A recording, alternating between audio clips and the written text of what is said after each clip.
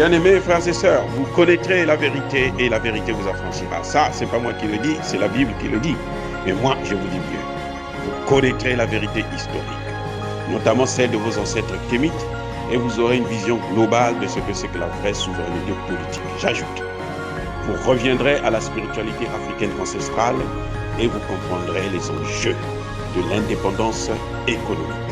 Et pour terminer, vous accepterez votre identité culturelle kémite et vous obtiendrez deux choses. La première, c'est la paix. La seconde, c'est le développement, à une condition. L'unité de toute l'Afrique noire, l'unité de tous les Noirs du monde entier. Otep à tous, bienvenue sur la chaîne des panafricanistes par essence, par conviction et par excellence. Celle des citoyens kémites par nécessité et obligation de combat. Nous sommes une chaîne qui n'est guidée que par nos ancêtres et rien que par les ancêtres qui appartiennent à l'égrégore du monde noir. Par conséquent, nous ne croyons en aucun Dieu venu de l'étranger. Toutefois, cette vidéo n'est aucunement destinée à inciter à la haine ou à la violence, car nous menons un combat qui d'abord est avant tout spirituel, intellectuel et démocratique. Ensuite, il est politique, géopolitique et géostratégique. Contre l'impérialisme, le colonialisme, le néocolonialisme et l'endocolonat, qui sont tous qualifiés de crimes contre l'humanité. Nous menons ce combat sur la base du principe fondamental que nous avons hérité de nos ancêtres kémites, qui est celui de la Mahat, c'est-à-dire solidarité, vérité et justice. Vous êtes donc en droit de connaître la vérité et nous avons l'obligation de vous dire la vérité, rien que la vérité, afin que justice soit rendue au continent africain. Et ça, c'est notre modeste contribution dans cette noble lutte en faveur de la souveraineté, la dignité, la solidarité et l'unité africaine. C'est exactement ça que nous appelons le panafricanisme.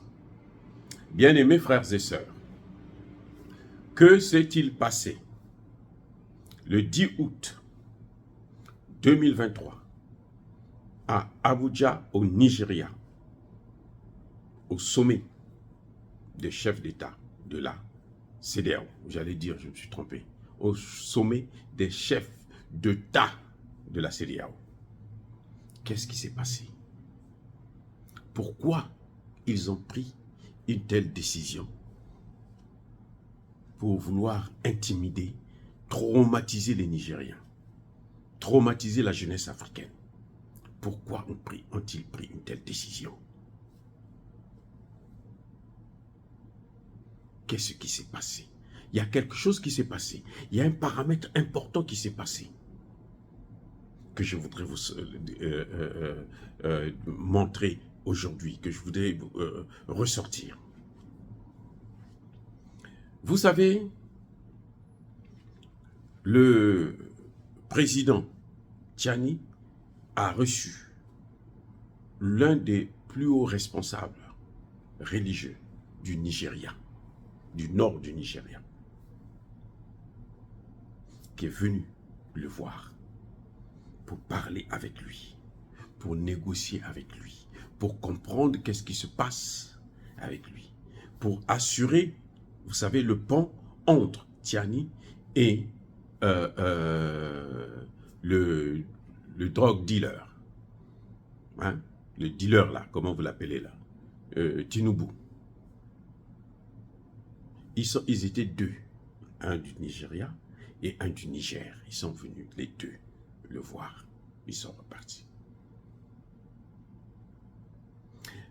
Le Sénat, vous le savez déjà, le Sénat nigérien a déjà dit il est hors de question qu'il puisse avoir intervention. Et le Sénat, quand il parle comme ça, là, le président ne peut pas engager le pays sans l'aval du Sénat. Que l'on ne vous trompe pas, parce que vous allez entendre sur LCI et toute la bagatelle de petits journalistes, hein, ou des journaliens qui ne font que la propagande, qui sont payés pour la propagande, pas pour faire le journalisme professionnel. Ils vont vous dire que non, le président peut engager les forces, et puis 2 semaines après, il vient, il dit, il informe le Sénat. C'est faux. C'est pas ça la Constitution. C'est faux, archi faux. Ce n'est pas ça la Constitution. Les sénateurs là, quand ils ont dit non, ils ont lu la Constitution et nous avons tous entendu. Vous n'avez pas besoin même d'aller lire la Constitution en question. Il suffit de retrouver cette vidéo et tout est là. Donc, M. Tinubu a des messages. Il a la révélation. Il sait qu'il n'a pas le droit d'intervenir.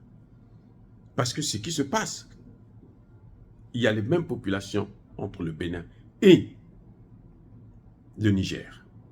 Il y a les mêmes populations entre le Nigeria et le Niger. Une intervention de ce genre, ce serait la plus grande catastrophe que les chefs d'État africains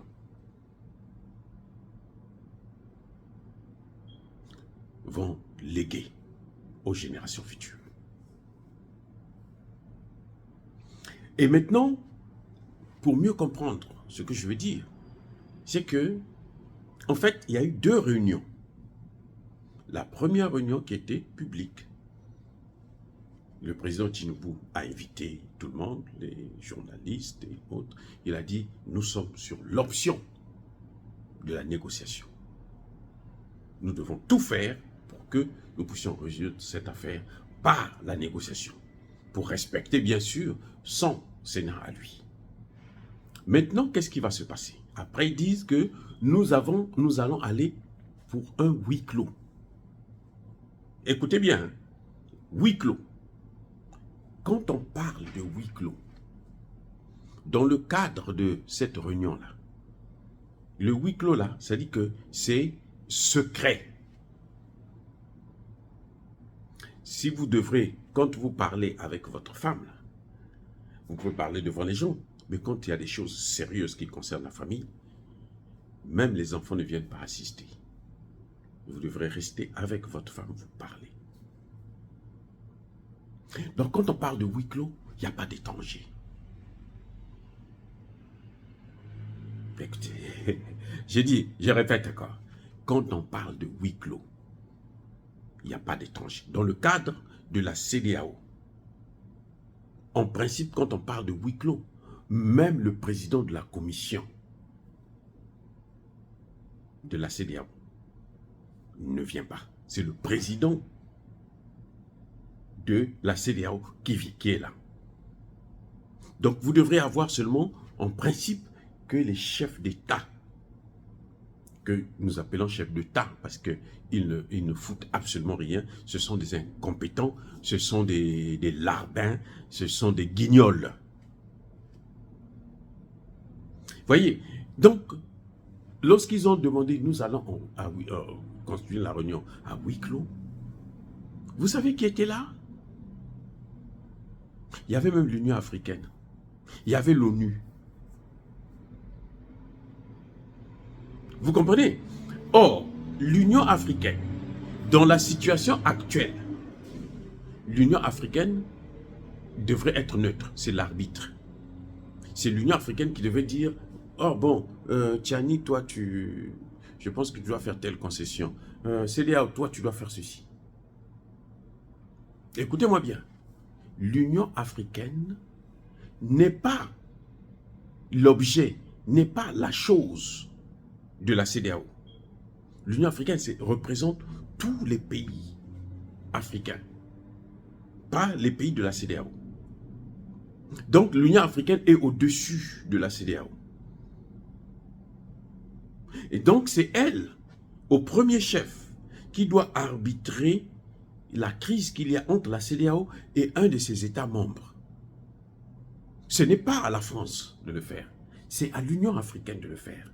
Et pour que l'Union africaine puisse le faire de façon impartiale, il faudrait qu'elle soit à l'écart. Donc quand ils appellent pour le huis clos, l'Union africaine ne devait pas être là. Deuxième des choses, il y a aussi, lors de ce huis clos, vous avez aussi l'ONU. Or, dans ce conflit, dans cette crise-là, les choses se passent de telle sorte que la CEDEAO, quand elle ne s'entend pas avec un État membre, elle fait appel à l'Union africaine. Si l'Union africaine n'arrive pas à résoudre le problème, c'est à ce moment maintenant que ça va monter au niveau de de l'Organisation des Nations Unies.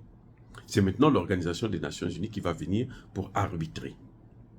Mais s'ils participent à la réunion des autres, ils participent aux décisions, même s'ils ne votent pas, ça veut dire que le débat est déjà faussé. Le débat est faussé. Ils ne peuvent pas arbitrer, ils sont plus neutres. Voilà ce qui se passe exactement. Mais vous savez, il y a plus grave encore. En dehors de la présence de l'Union africaine et de l'ONU, qui sont des instances hiérarchiques pour la CEDEAO, il y a encore plus grave. C'est qu'il y avait des représentants de l'Union européenne et probablement même des États-Unis. En tout cas, il y avait des Blancs qui étaient là. Parce que les chefs d'État là, de la CEDEAO, là, tous là, on les connaît, ils sont presque noirs. Alassane Ouattara est noir, comme le pétrole. Macky Sall est noir, comme le charbon. Bola Tinubu là, il est noir. Patrice Talon, noir. Donc, il n'y avait que des noirs. Mais les blancs là, ils venaient d'où? Ils sont venus faire quoi? Dites-moi, et les blancs là, qui étaient dans la salle de réunion à huis clos, ils faisaient quoi? Vous voyez? Ce sont ceux-là qui financent la CEDEAO. Et ce sont ceux-là qui commandent la CEDEAO. Ce sont ceux-là qui ont le droit de veto au niveau de la CEDEAO. Voilà pourquoi cette CEDEAO-là, c'est la pourriture. Ça dit que c'est la gabegie totale. Ils ne pouvaient pas faire autrement. Parce que quand ils étaient là, les Blancs là, ils étaient là à faire pression. Non, il faut que vous preniez la décision.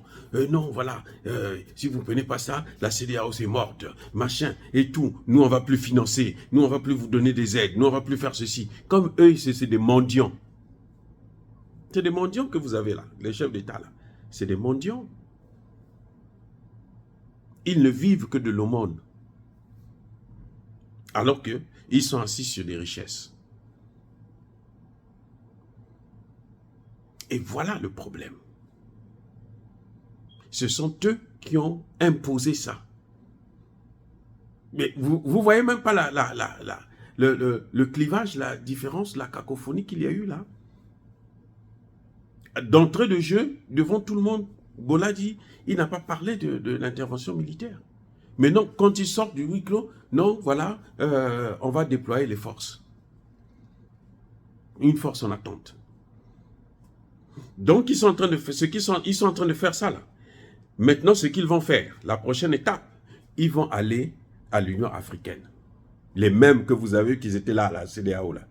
Les mêmes là, ils vont aller à l'Union africaine. Contacter tous les chefs d'État africains là. Comme ils sont tous des vauriens, hein, ils vont acquiescer.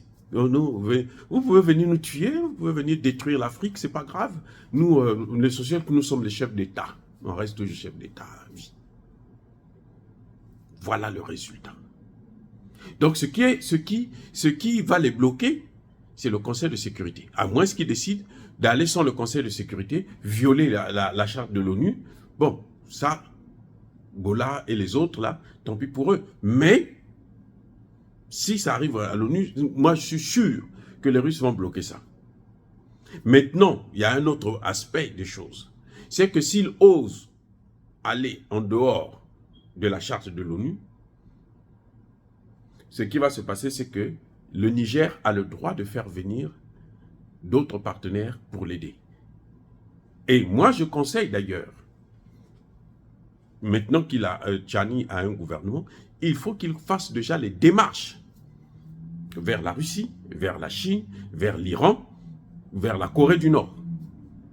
Il envoie son ministre des Affaires étrangères, son premier ministre, il faut qu'il parte déjà. Il commence déjà à négocier. Parce que les autres, ils sont unis.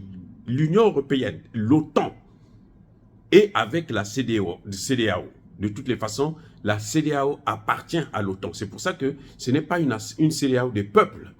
Parce que vous voyez bien que la CEDEAO est contrairement, c'est-à-dire qu'elle est opposée à la jeunesse africaine.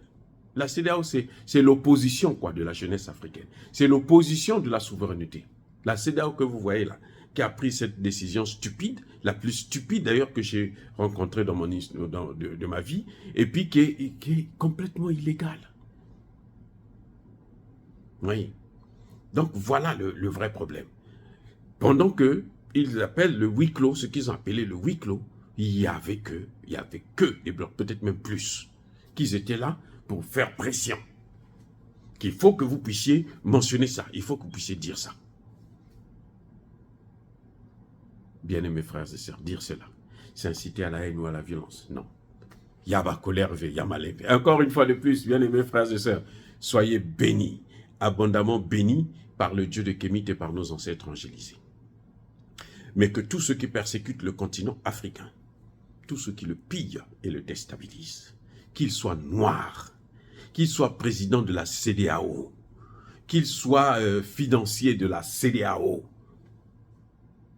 qu'ils soient blancs, qu'ils soient chinois, arabes, indiens, qui qu'ils soient maudits, qu'ils soient punis, qu'ils soient foudroyés, neutralisés, écrasés, effacés par le Dieu de Kémit et par nos ancêtres angélisés. Vive l'Afrique éternelle, j'ai dit et j'assume.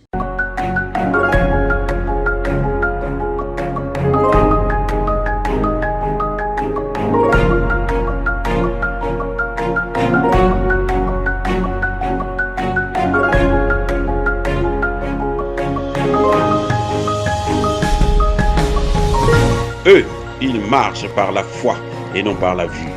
Mais moi, je vous conseille vivement de marcher par la connaissance scientifique et historique, notamment celle de nos ancêtres kémites, par les 5 sens et par l'intelligence.